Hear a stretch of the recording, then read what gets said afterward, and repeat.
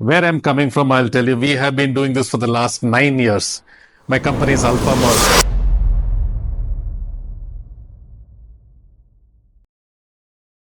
You are also into these river cleaning projects. Have you come across an interesting video that has gone viral about a plastic eating boat? What have you got to say about it?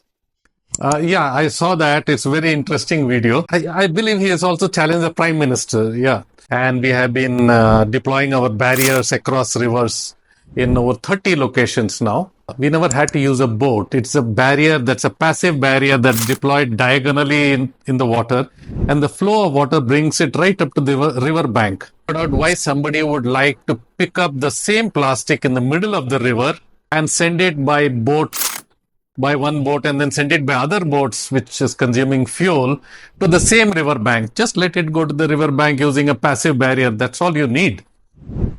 Then can't you clean the oceans also using the same technology? Yes, of course. In case of the river, the water is always flowing.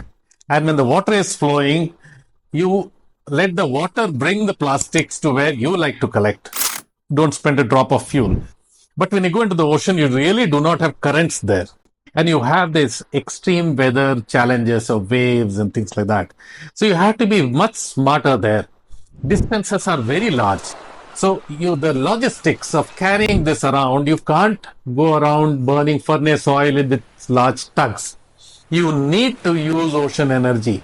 So we plan to do that early next year. We have already tested our ocean wave energy harvester and happy with that.